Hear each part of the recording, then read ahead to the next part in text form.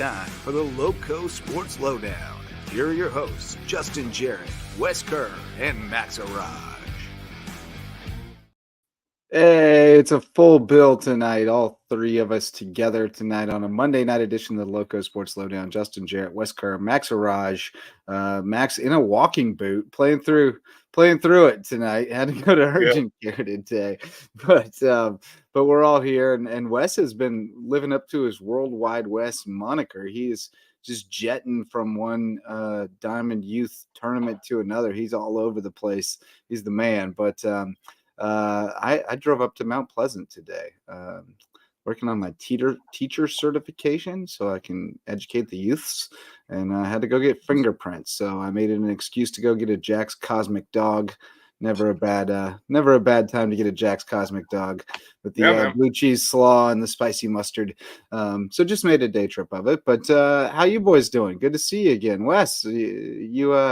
You've been out there every day, every night, taking in the All-Star. This was the last day of the All-Stars in Hilton Head, either out there or over in Bluffton with the softball.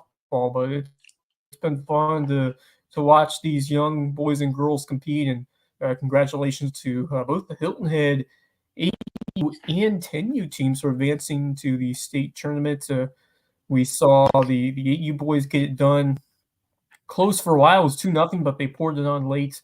That was on Saturday. We talked about that on Saturday. But and then just tonight, the Hilton Head 10U boys with a decisive 7-0 win over Bluffton.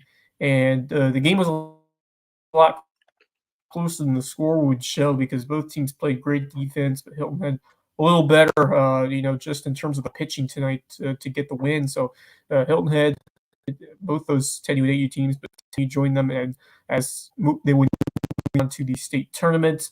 And then yesterday on Sunday, we saw the Bluffton 10U softball girls pick up the championship after that thrilling game on Saturday, 8-7. It was much more of a decisive win for Bluffton. They went 9-2. And they kind of got to Beaver's pitching early and took control and won that game. So some great softball over there as well. Impressed by the talent that we saw, and it's been fun to capture the highlights of these tournaments and to see the up and coming kids who are going to be maybe in the conversations in the coming years as they get into the high school realm not too long from now. Yeah, man, Hilton had this 10U team domination. What was it, 56-0? They outscored their three opponents, like crazy good. They done a lot of school run the tournament. Yeah, shutout. Yeah, they almost let the shutout get away in the sixth inning. Bluffton loaded the bases with one out, but then got a strikeout, a ground out to end it, and so Hilton was able to preserve that shutout there at the end, even though Bluffton looked like they were going to score. Trying to get an update from the 12 and under baseball in Beaufort tonight. The Ozone? Yeah, the Ozone. Yeah. They were getting started tonight. I know Bluffton and Hilton Head should be playing now, but it's not coming up on the game changer for me. But we'll keep tabs on that. We've got the 8 and under coach joining us in a little bit, right? Brian Thompson, coach of the Hilton Head 8 and under. Is that right, Wes? Yeah. We're just in a couple of minutes, and it was fun to talk with him after they got the job done on Saturday. Fun team to watch, great young men. Those boys were a ton of fun to watch play, and excited to see how they do, and maybe a chance to get to the World Series, which would be just down the road in Orangeburg, as we said on Saturday. Not too long to drive. I gotta find that. Max, how have you been recently? Max? Tell the people about your boot.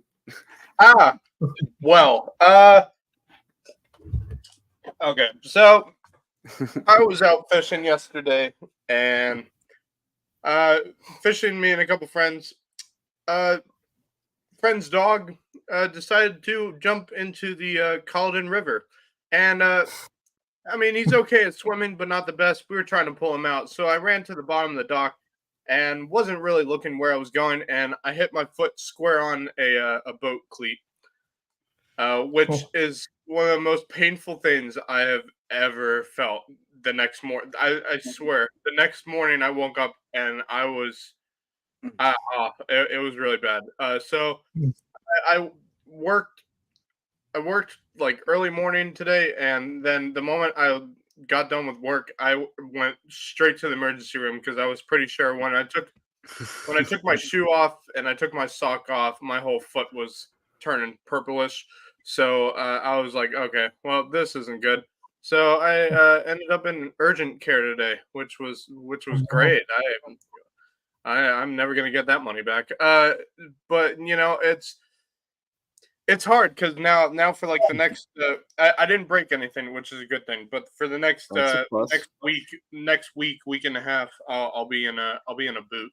So, yay! For the love of fishing, I love fishing, but good Lord, that was when it happened, that was the most painful thing. And then the pain went away, and then it came back 10 times worse the next day. It was awful. Sometimes it bees like that. Sometimes it bees like that. But other than that, Mrs. Lincoln, that was the play. Did you catch anything? Yeah, we caught a couple reds. We actually caught a shark. That I do have a funny story with this one. So we caught a shark, and we weren't really paying attention. We had sat the rod kind of on this bench area on the dock, and next thing I know, I hear a zzz, and the rod was gone. It went flying out into the water. We jumped in after it and could not get the rod. So like about an hour later, we're just hanging around. We're all kind of mad that we lost the rod, and then out of nowhere, I caught something. I was like, "What is this?" And so I start reeling it in. I was like, "Oh my God, that's the rod we lost." And it was just sitting in the middle of the river, and we caught it an hour after. I have never seen anything so crazy in my life. Was there a fish on the line? No, there wasn't. The shark that went away, it got off the hook, and I was just fishing for fun. I wasn't even like thinking, and all of a sudden I just caught the fishing rod. It was the craziest thing. We were dying laughing when we caught it because we were so mad when we lost it, and when we caught it, we were screaming for joy. It was the most amazing thing ever. But we caught a good few fish, caught a couple crabs. It was a good time. I spent literally all Sunday out there. So nice, good deal. Well, our guest has arrived in the green room, so we won't keep him waiting too much longer. But first, we'll do a little capitalism. The MVP sponsors of LowcoSports starts with my wife, Megan Jarrett, the official realtor of LowcoSports. She's with Keller Williams, the Low Country. She'd love to help you find your place in the Lowco or upgrade to a bigger, better place in the Lowco. So if you want to get into the real estate market, you can call on the official realtor of LowcoSports, Megan Jarrett. Homegrown Home Inspections is our official home inspector. Jan Lucas and his team are the best in the biz when it comes to making sure you're making a great real estate investment. And if you're building a new home, you got to have that phased inspection where Homegrown Home Inspections will check on it every step of the way and make sure it's built right. Hospice Care of the Low Country is our official hospice provider, the only not-for-profit hospice in Southern Beaufort County. And they provide all kinds of great services like free grief counseling and palliative care in addition to hospice care. Because at Hospice Care of the Low Country, it's not about dying, it's about living. And Mickelson Law Firm, our official real estate closing attorney, our presenting sponsor of our Hilton Head Christian Academy coverage, and our original sponsor since 2017. Mickelson Law Firm's been supporting us, so please call on them for your legal needs. And now we welcome in our guest tonight, the coach of the 8-and-under coach pitch Hilton Head All-Stars going to the state tournament, Brian Thompson. What's up, buddy? How's it going, guys? It's going great. It's a great time of year. I have been on this journey, that you're on right now, and know how much fun it is. We weren't quite as successful at 8U as you guys have been so far. You guys have been absolutely dominant. Going back to back. We won. took the 8U district last year, and we're able to push through and get it done this year as well. So we're excited to move on to the next step. Good stuff, man. You guys have the least travel of a potential Dixie World Series, Diamond Youth World Series run I've ever seen. I mean, Hilton Head at home for the first round, then Walterboro, then Orangeburg. That's about as easy. You can sleep in your own bed the whole way, which is a dream come true. But there's not too many hotels in Walterboro. We're trying to figure out you might as well just drive back and forth. I know. We might do a night up there. It's gonna be one game a day. Yeah. Well, we got 2 on Saturday. The first Saturday we got 2. Really? Well, yeah. Well, it depends. I mean, we win the first one, we can play another one. Right. Yeah. But yeah, hopefully we can get that done and play 2 on Saturday, and then get a day off and then come back. I guess Sunday afternoon would be the next one. Yeah. But yeah, we're excited, ready to go. Yeah. Well, you dominated this district tournament out here at Crossings Park. Always nice to play on your home field, but how's the team looking? You guys were clicking at the plate and making good plays defensively. I think we did pretty good. I mean, we started off in I think the second game we had a few errors, kind of uncharacteristic of what we like to do. We kind of preach defense with these guys, and we're lucky enough to have a good core of kids that play travel ball together. Mm-hmm. So they're used to playing together.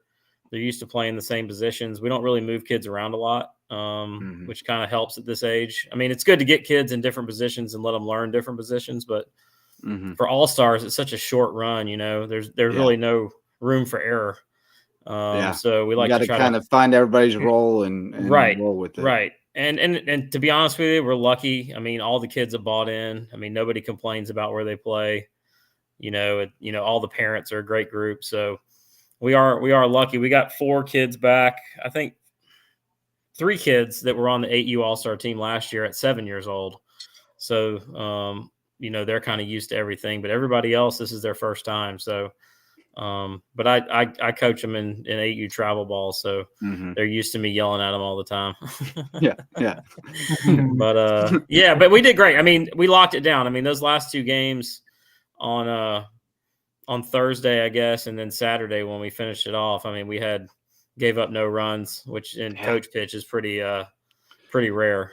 That's what I'm saying. I think we had one error in 2 games or something like that. It was coaches trying to hit the bats, and these guys can all hit it a little bit. So you're not going to get the help of a lot of strikeouts. You're going to have to make plays, and that's pretty impressive when you guys are able. So now we got to get the bats. We got to get the bats cooking a little bit, and because you got to score runs when you go to the state tournament. I mean, we went up there last year. We hit some. I mean, just everybody can play defense up there. There's no easy out. I mean, I think we had 3 1-run games that we won, and we lost the championship game by 1 run last year. Yeah. So that kind of stung a little bit. It's kind of been sitting in our crawl for a little bit. So we're trying to see if we can push through and get it done this year. That's the beauty. At this level of always next year. What are the most important factors? You mentioned defense and just putting the ball in play sometimes and making the opposing defense make those plays, but what do you emphasize the most when you coach these kids at this level? To be honest with you, I really have stressed a composure factor with these guys this year, because you see a lot of these kids. I mean, at this age, it's common for them to just get down on themselves pretty easily. I mean, they hit a line drive to the left field that should be a hit, and somebody catches it, and they come off the field crying a lot of times. So we've tried to be, really stressing the composure factor with these guys. Stay composed. Something bad happens, forget about it, move on to the next play. And to be honest, they've done it. I mean, they've kind of bought into it, and I'm really pleased with what we got going on. But yeah, to be honest with you, it's defense. Defense wins.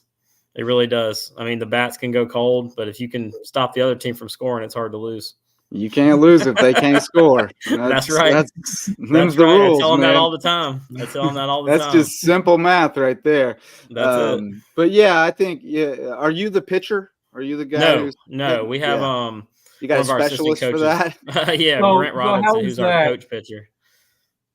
You got to have a good pitcher. Job. You got to have someone who throws strikes. Yeah, you do. The kids So was that you got to get them a lot of reps. You got to get them a lot of reps off the coach pitcher. You got to get them used to the timing. But yeah, I mean it's tough. I mean I've done it before.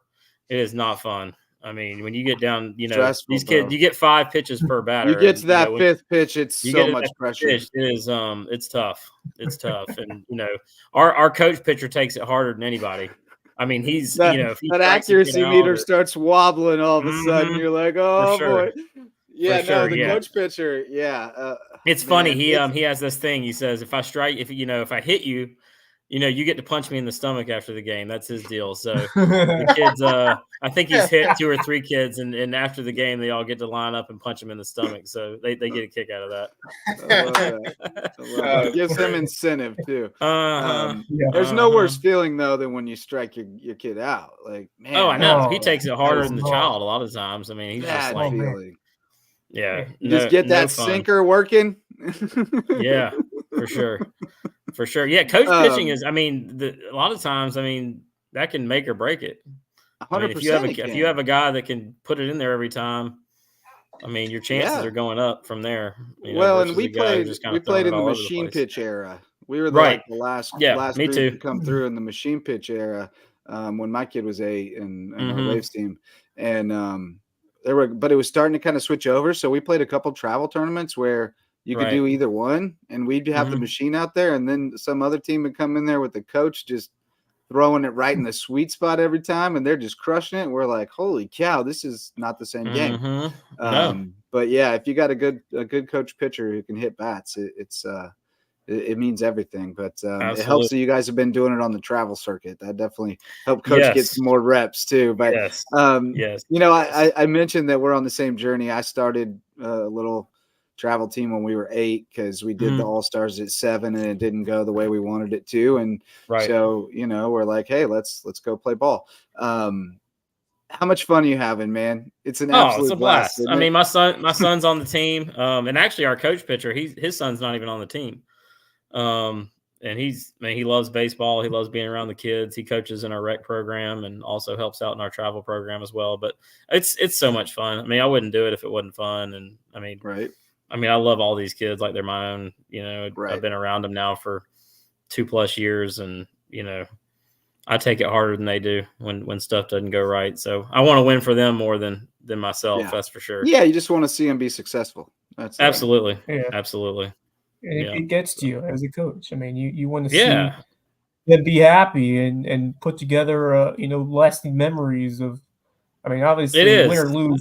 Win or lose, there's an innate bond that you build with your Right. players. That you take with you, and the kids take with themselves as well. But you play to win, and as much as these kids want to win, these yourself and these coaches, you want to put them in the best possible chance to pull out some wins. So Absolutely. you're moving one step closer as you get to the state level, and excited to see how you guys do there. And you got some company as well. The 10U boys got it done tonight. They got it done. I was watching that game 7-0. earlier. Yeah. They got it done tonight. They didn't give up a run in 3 games, so they were rolling. They got it done pretty They came quickly close. tonight. They almost lost a shot at the very end. They the did. bases loaded. Had to lock it down there at the end. That's- But that- What do you think about that team?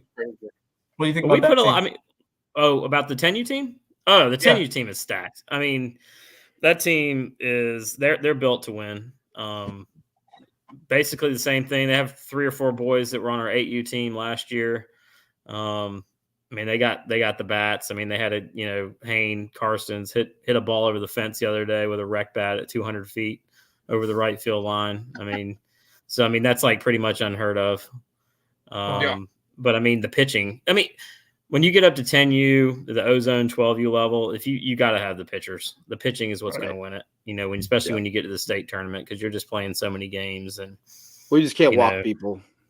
Right, Well, you got to throw strikes. Got to throw It's like strikes. an You can't do the walks. But they got just as good a shot as anybody to win it. I can tell you that. And Hilton Head's come close the last few years. 2 years in a row in 8U, 10U last year got to the championship game in states. We we got to get it done.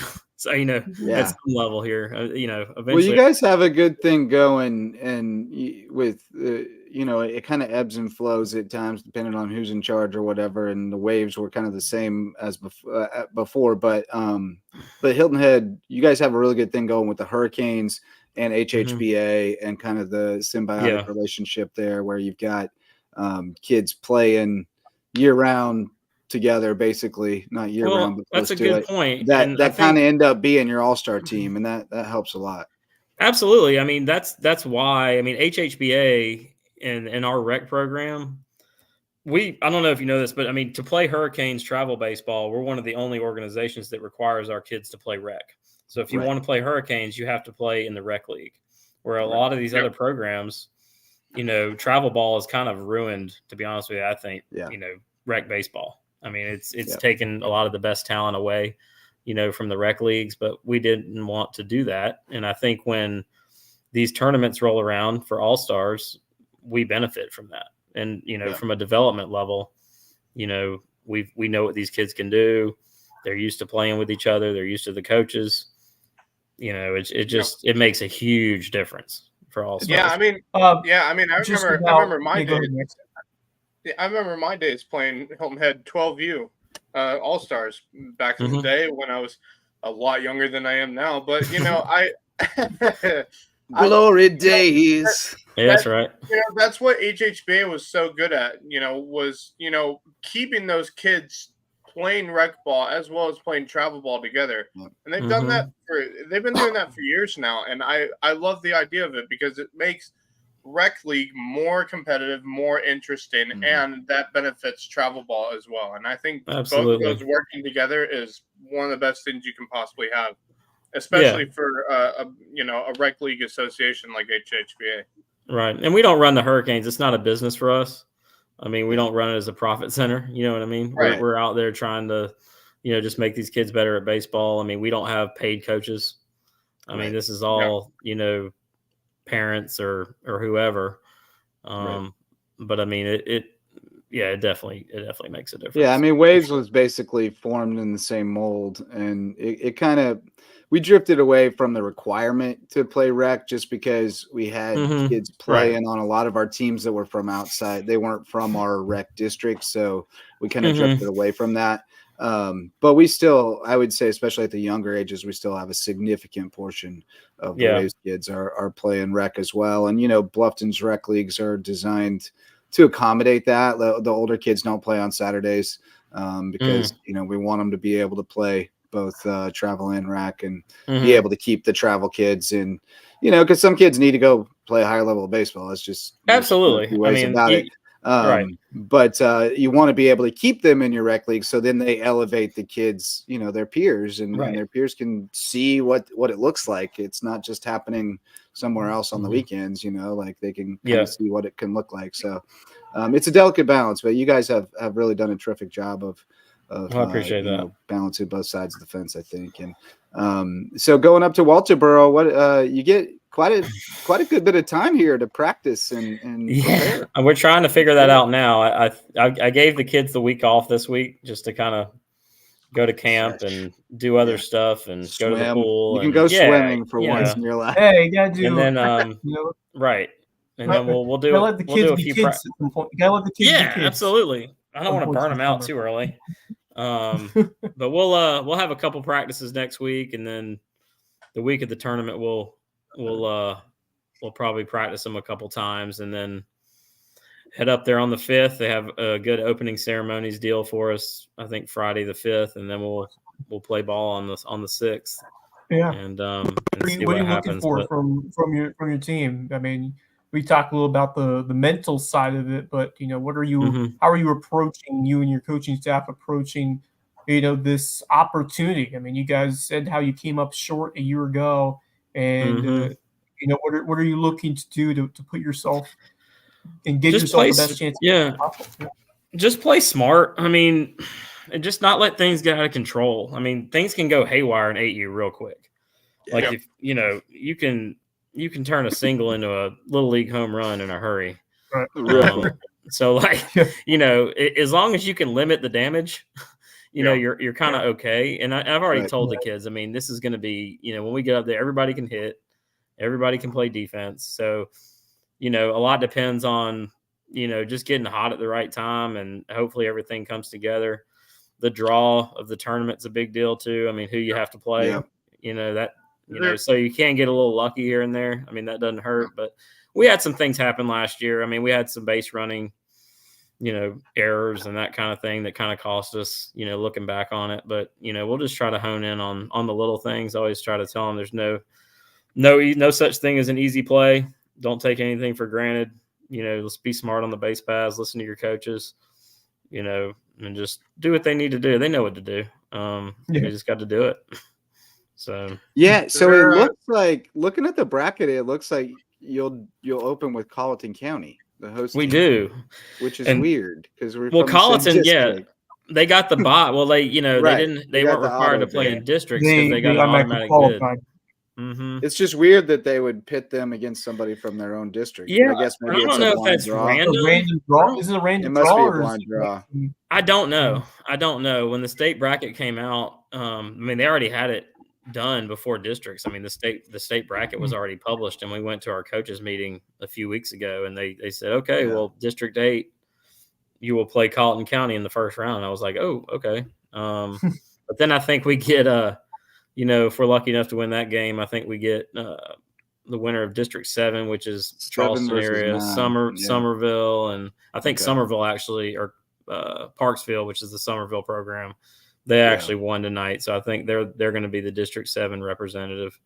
And then I think they play District 9, which is like St. George, Lake Marion, Sumter, that area. So that would be you're living on Game Changer tonight, huh? My gosh, I'm watching our 12-year-old boys right now. They're winning 4-0. So my nephew's on that team, so I've been kind of following that one. Yeah. Is there any? I was like, Ozone just starts there. Yeah, Ozone plays tonight. Yep, they're in Beaufort, so they're 4-0 in the top of the fourth. I got it up here on my iPad right here next to me. So I haven't been able to find them. What's their team called on Game Changer? It's HH Ozone All Stars 12U is what it's called. All right. I had the BA in there, and it was not coming up. Is there any teams as you go into this tournament where you're like, this is the team to keep an eye on as you go throughout the tournament? You never you have like kind of an idea, like, they were good last year. They're usually good. Like, well, here's the deal. I mean, we played Lancaster last year in the championship, which is up by like Fort Mill, Rock Hill area. Right. But they actually dropped down to Division II AA this year. Oh wow. So there's two divisions. So you got Division 1 and then you have Division 2, and I think that just depends on like the size of your league, your organization. Yeah. Mm-hmm. So they're not even in our Division 1 bracket this year, and that's, you know, they were an unbelievable team. I mean, they were amazing. But I mean, you just never know, because I mean the turnover. You know, kids move up, and then, you know, you never really know who's coming up through the ranks. So I mean, and some of them will be like most of a travel team, but not all of it, like 7 or 8 kids, and then you don't know who the other 4 kids are. Like it is a bit of a crapshoot. There's definitely a lot of scouting going on at the home run derby. You're trying to figure out. Because I mean, I would assume that as you go into the tournament, like maybe those Charleston, Somerville teams are kind of those teams to be like, Somerville's always going to be good. Somerville's pretty good. We played them last year up there, and it was like a 3-2 game. I think we beat them 3-2. So I mean, it was a close game. And then the Upstate always puts good teams out. I mean, the Columbia area. I mean, like Lexington, Midland, like all those teams are really good.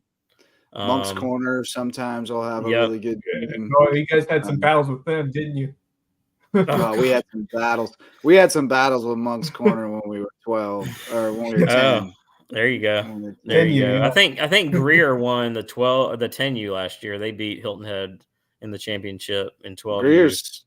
Greer's and they're back again. I mean, like all the way up. Like they're good. They play good baseball up there. So, but that's kind of how it goes. There's just areas that are kind of talent rich, and they're going to be good. And then occasionally there's some team that you played them last year and you both had a bunch of young kids, so you're both going to be good the next year and stuff. But right. Other than that, it's like you're just kind of trying to catch a glimpse of everybody and have an idea, so you can. It's not as much strategy involved for you guys because you just show up and play. Like you don't have to strategize. Yeah, we don't have to worry about the pitching and all that other. Yeah. It's really we don't have to worry about pitch counts and all that other stuff. Right. Yeah, I mean, you get a team up there. Or do we pitch off? Like all that stuff gets. You can twist yourself in a pretzel real quick trying to think through all that stuff. Try not to overthink things, man. Like I was like, the other day, even like the championship game we played, I was like, should I move so and so to this place in the batting order? And then I'm like, you know what? Let's just leave it the same. Hey, if it ain't broke, don't fix it.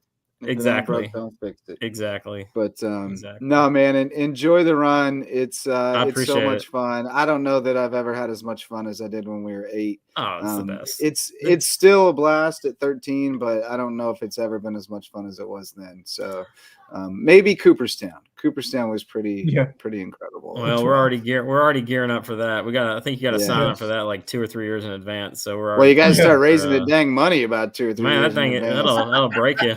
You got to start fundraising like 3 years ahead of time. Unless you're gonna mortgage the house, you better start fundraising now. You got that right. Yeah. It's So we're gonna hit the fundraising trail pretty hot and heavy here too. We gotta. The team moms are trying to plan some things to get us camp outside the Sam's, the Walmart and all that stuff. I know. That's half the battle.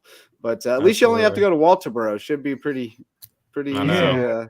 It beats being stuck in the. Oh God! Just tell me about. I was stuck in a hotel in Dillon, South Carolina last year for like 5 days. It was. I spent a month in Union one week. It was rough. It was a long time, and then we had to go to Laurel, Mississippi. Got to go to Laurel, Mississippi. But Walterboro and Orangeburg seems like a pretty good deal. I'll take it. I'll take it. We'll be. We'd love to represent South Carolina and be the home team for the World Series. That'd be pretty awesome. It's a cool thing. Really would. It's a cool thing to put on the South Carolina jersey and be part of the opening ceremonies and all that stuff. But congratulations on the district run and best of luck at state. We'll definitely be in touch with you down the road, man. Yeah, man. Holler at me anytime. We can come on with you again anytime. Just holler at me. Get that state title. We'll have to have you back and bring some boys with you. We'll do it. We'll do a group chat. Thanks, guys. Appreciate it. Yep. Take care, Coach. All right, thanks, man. That's Brian Thompson from the Hilton Head 8 and Under Coach Pitch All-Stars. Good talking with him. I'm telling you, it's like looking back in time to the formative years of our little crew.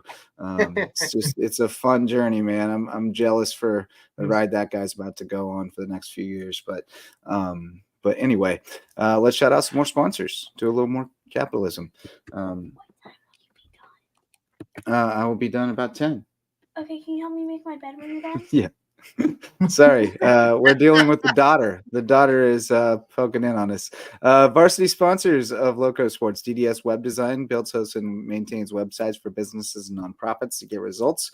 So if you need to get found online so you can do more and think bigger, go to ddshhi.com. Parker Law Group serves legal needs across Colleton, Hampton, and Jasper counties, and they've jumped on board to help us continue to serve expand our coverage in those areas and shine a light on more deserving teams and student athletes around the Lowco.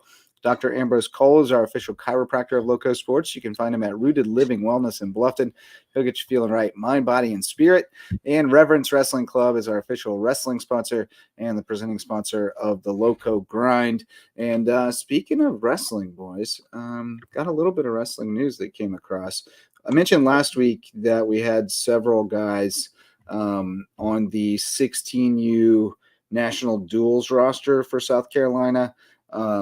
They ended up faring fairly well. But most importantly, Stefano, my guy, Stefano. Here we go. Stefano Calderon, 88-pounder. He trains with Sons of Thunder. He went 8-0 in the tournament. Absolutely amazing. Yeah. Wow. Yeah. Won all of his matches. And then also from South Carolina, Montero Royal. And I'm not sure if he's a local guy or not. But he was at 113, also went 8-0. So a couple of perfect records for Team South Carolina out at the National Duel 16U freestyle. So very cool. More Lowco kids putting a stamp on big time stuff. I texted with Kieran McCardle today. I watched a little of him on Saturday, playing with the Water Dogs.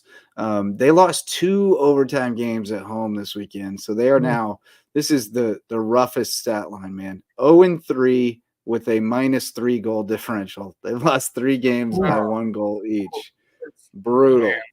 Absolutely brutal. Yeah. But Kieran, he assured me that, yeah, man, tough start. But 2 years ago when we won it all, we started 0-3 also. We'll be good. So, but I thought it was cool to say. Yeah, you're in all these games. You eventually find some wins out of the rest of the schedule. So, they're right there. Just got to build on it. But that's got to be so much fun, and especially not just for him, but these area lacrosse players to see one of their own around your low country playing the professional league. That's my coach. Yeah, that's my coach playing on ABC. Yeah, that's amazingly cool. It's interesting too. I was watching the game, and they mentioned that one of the players was the newly minted head men's coach at Marquette, and I was like, "Huh." Oh, wow.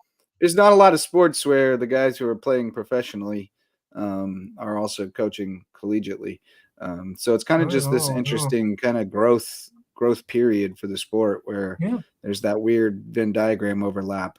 But it feels like it's on the cusp of something bigger. Like they're on the cusp of becoming a more traditional professional sport, like Kieran said when we had him on. But yeah, it's cool to have that connection to professional lacrosse now, right here in the Low Country. A reason to pay attention, even if you're not a big lacrosse fan. And we have a reason still to be plugged into the College World Series because Matt Poston, former Wade Hampton Red Devil, rest in peace, Wade Hampton Red Devils. He is with North Carolina. They lost last night to Tennessee, but they're still in it. They got Florida State tomorrow. I don't think he ended up pitching yesterday, so I think he would be up to go. Yeah, he'll be available on Tuesday against Florida State tomorrow. Yeah, he did not pitch last night, so he's all the way up, and I would expect they'd use him. I mean, he's kind of been the fireman. He was the closer all year, but now in the postseason, it seems like he's more of like the traditional fireman role. Like, wherever you need him to get out of a jam or get out of a spot or get through the tough part in the order, that's where you use him. And they've been stretching him out and letting him go, a couple 3 innings if he's got good stuff. So I expect we'll see him tomorrow night or tomorrow afternoon as they try to stay alive. Game. So absolutely. Whatever is called, you got to find a way to deliver and keep it moving, keep your season alive. So what an opportunity this is! You never know. You never can count on making it back here. I mean, you got to play like it's the last opportunity that you get because it is a challenge just to make it back to Omaha. So I mean, you really got to. That's what I think makes the NCAA tournament one of the toughest baseball tournaments there is because there are so many stages just to get to the College World Series, and then you have stages just to get to the finals of the College World Series. Right. So it's a grind. It's a grind. It's a gauntlet of games, and it's tough to get there 2 years in a row. Go back to back to the College World Series.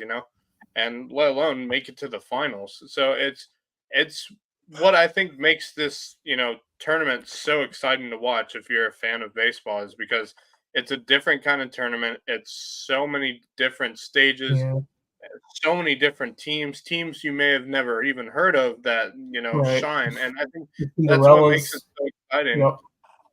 Yep. I remember for the Fresno State many years ago. At school that not many people have heard of, and so he just never know what can happen. Yeah, they won the whole thing. That's right. Yep. Ole Miss had that crazy run. Where they Coastal were like Carolina in 2016.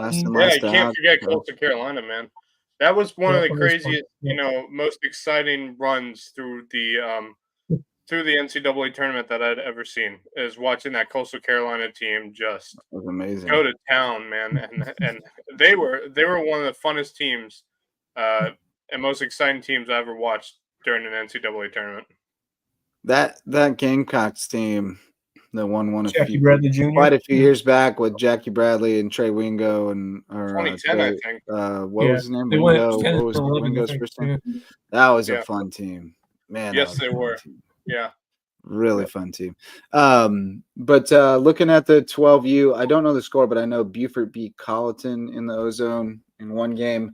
Hilton Head up 6-0, bottom of the fourth on Bluffton in game 2. So it's looking like it'll be Beaufort and Hilton Head tomorrow night in the winners bracket, and Bluffton and Colleton in the elimination game. In the 12U softball, it's just Bluffton and Beaufort, so it's best 2 out of 3. And Bluffton took game 1 tonight, 5-1. So they're in command there.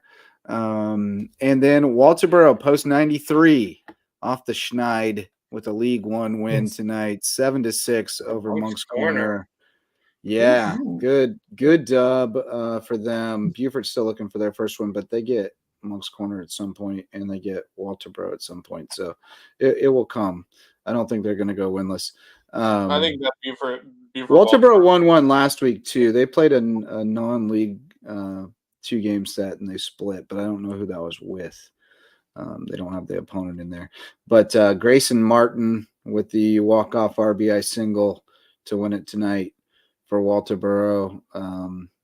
Manigo was 2 for 4, a couple RBIs, while in Sheffield was 3 for 4 with a double. Martin was 2 for 4 with 3 RBIs and a double, so he had a good night tonight. Landon Carpenter, solid outing on the mound, and then Xavier Oxner finished it off, and they gave the win to Carpenter, but it goes to Oxner because they won it in the last at bat. So Oxner gets a win, but Walterboro gets a win, so that's good. That's good.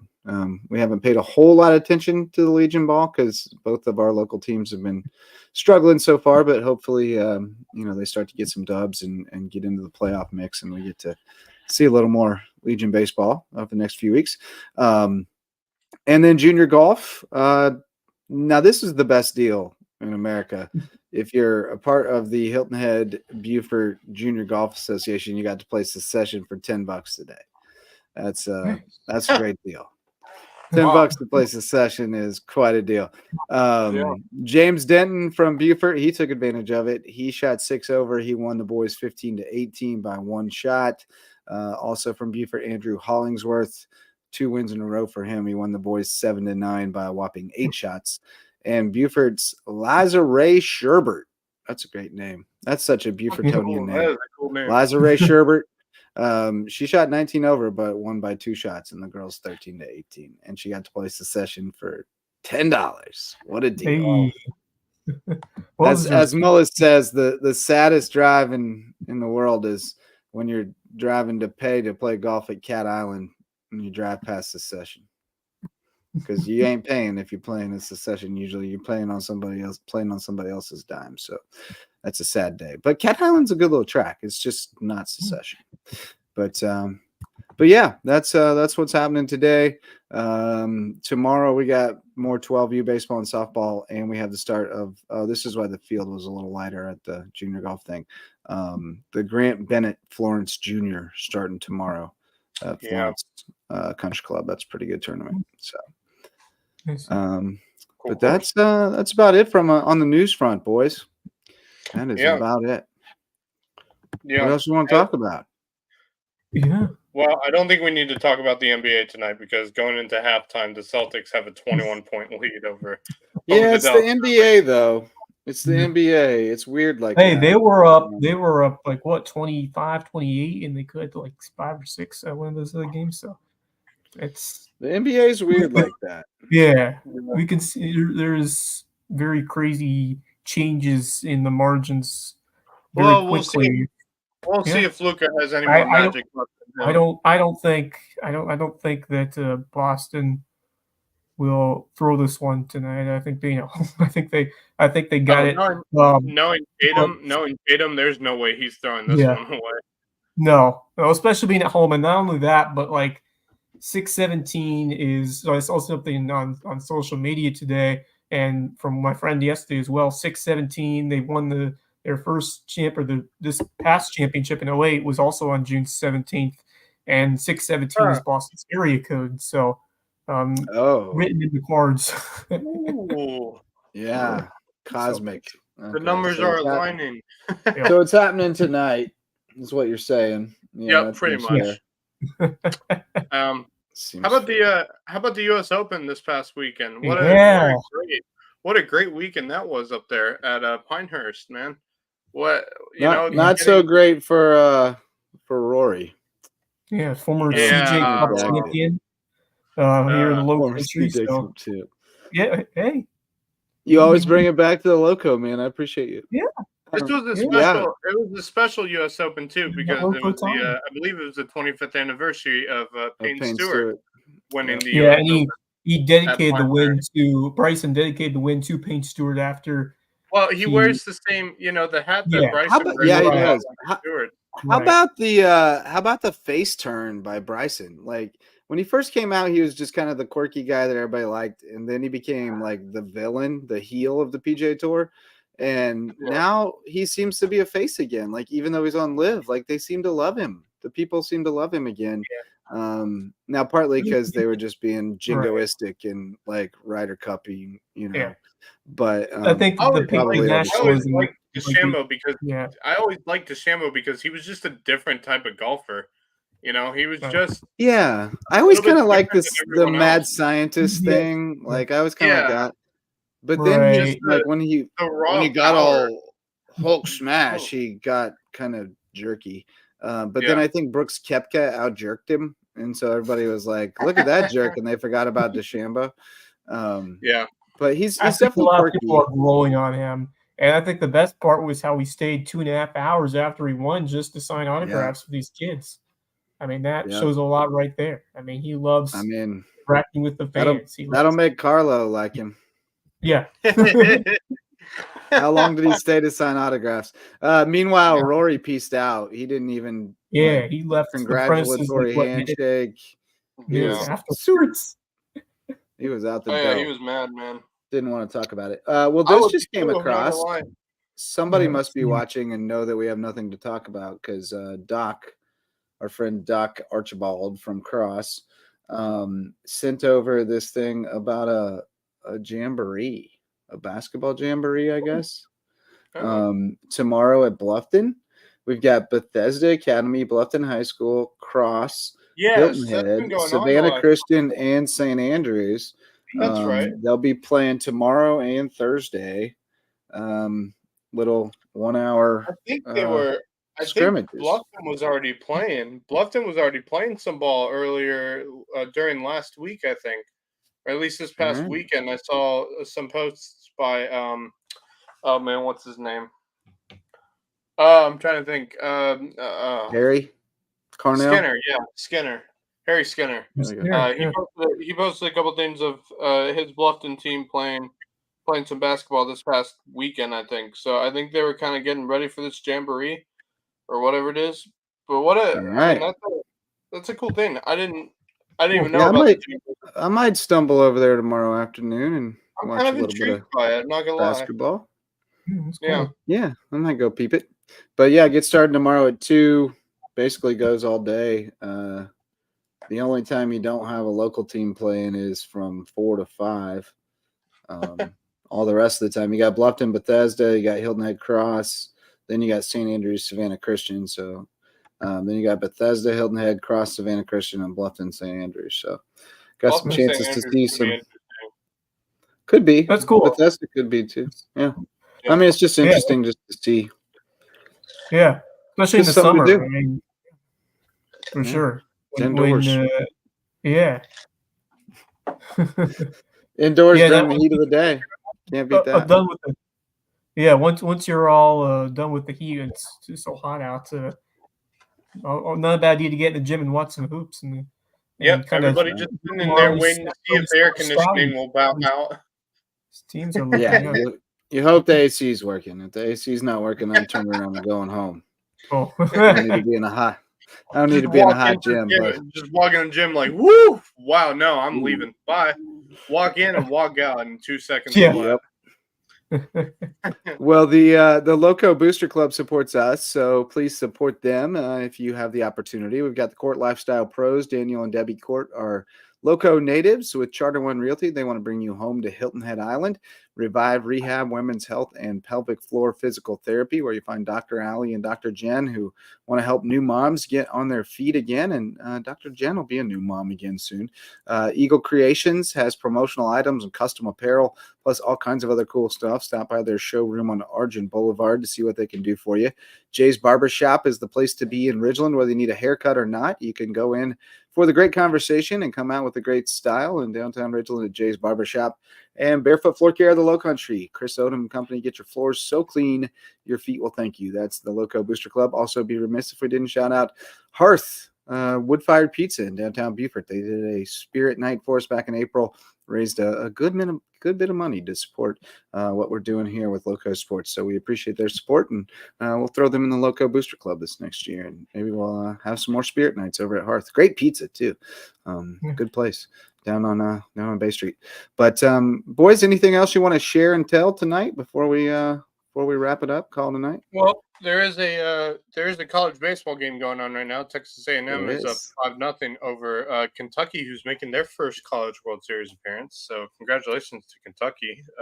Coach Kyle Bennett watching that one tonight. Yes, they did. I believe Texas A&M at one point had a no-hitter through 5 innings. So Kentucky since then has added 3 hits. But other than that, 5-0 for Texas A&M. So other than that, I don't know if there's much more to talk about tonight. Because I mean, not a whole lot. NBA, Coach Bennett, update on Coach Bennett. The electricity was out at his rental Saturday night. He couldn't join us on the island. Still no Wi-Fi there. So he'll be back in Bluffton. He's wilding it. He's roughing it on Hilton Head.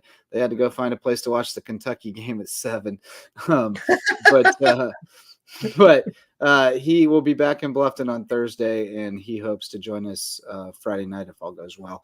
And then we also this week will be catching up with Coach Eddie Rodriguez, who you guys know from Hilton Head Christian Academy. He was assistant coach this year for the baseball team. But more importantly, he's going to be joining us live from Omaha, because he took his 12U boys out to the Omaha Slump Buster tournament.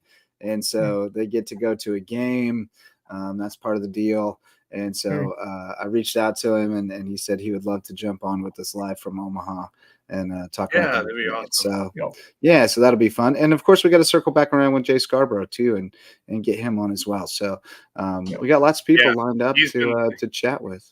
He's chomping at the bit, right? Yeah. He wants to get in here. And Jay's been dying to hop on, man. We're gonna get him in here for sure. Tying this back to the start of the show, I mean, we've watched a lot of. I've watched a lot of baseball all the way from USCB college ball to high school ball, but just there's nothing better than seeing the little kids doing it. Just the joy in their faces and the love, the passion for the game. It's back to the game's roots. Sometimes when you see, the younger, like even the smallest age, like the 6U kids. I mean, they're great. They're cute, but they love playing baseball. And when they make it out, anytime even when like a routine ground to first, you get excited. That's doing something. Anything can happen. Yeah. Anything can happen. It's pure chaos. There is something else going on this week. The Copa America starts on Thursday. Right. Oh. And then as well as the European Championship as well is going on. Yeah, the Euros. Euros. That's outside my domain. I've watched the Euros. I've watched the Euros before. That stuff's crazy, man. Just watching it and hearing the crowd is unreal. It's parallel to college football. I mean, it's parallel to college football when you talk about like international soccer, and you see, especially in the club scene, where you have like the top European clubs in the Champions League.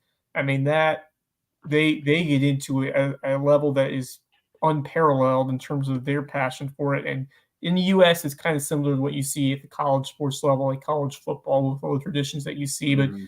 But I watched some of the England game this weekend, and man, those fans, they are passionate at a level that you just don't see. And that England team is looking good. Watch out! They somehow always seem to fold when it gets to the final rounds, but England's due for a big showing. So the United States is in Group C for their tournament. They're playing, let's see, Bolivia, Panama, and Uruguay.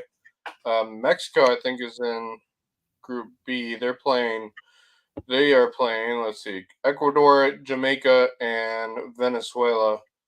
And then you got Group D, which is actually a real strong one. Is Brazil, Colombia, Costa Rica, and Paraguay. That is a strong group there. If you pay attention to that, the side of the soccer world.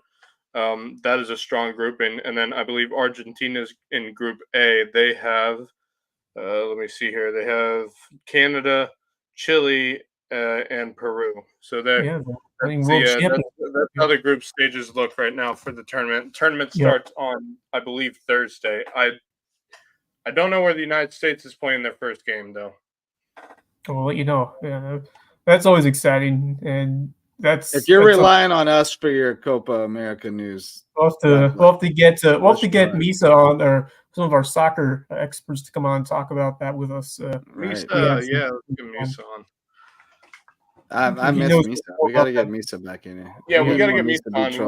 We'll have him talking some Copa and Euros. Yeah, absolutely.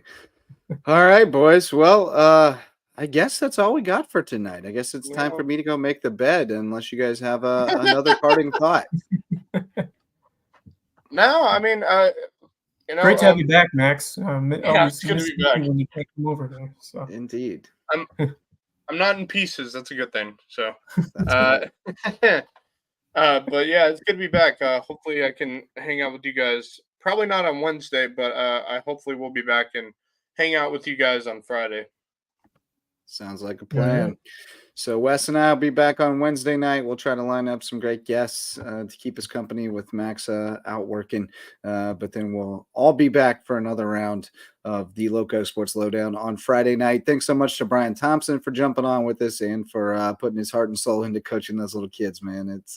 It's yeoman's work, but the reward is great. And I hope they can keep it rolling and continue to have a great summer with that group. But many more all-star champs to talk about and talk to before this summer is over. And hopefully many of them will rep the Loco deep into the tournament and go to the World Series and maybe even bring one home. Get them a sign out front of their baseball park. But it's pretty cool to walk into Oscar Frazier and your name's on the sign out front. It's pretty neat. It's pretty neat. But all right, boys, good show. Thanks to Brian Thompson. Thanks to all of our sponsors. Thanks to all of you for showing up to listen or watch. We'll be back Wednesday night, Wes and I, and then we'll see Max on Friday. Hope to see y'all then. Till then, go Loco. The Loco Sports Lowdown podcast is a production of Lowco Media LLC and LowcoSports.com, an independent media outlet providing grassroots local sports coverage in the South Carolina Lowcountry. We are sustained by community support from sponsors and patrons like you. Get in the game with a monthly pledge of $1 or more at patreon.com/LowcoSports to keep us going and growing. Go Loco.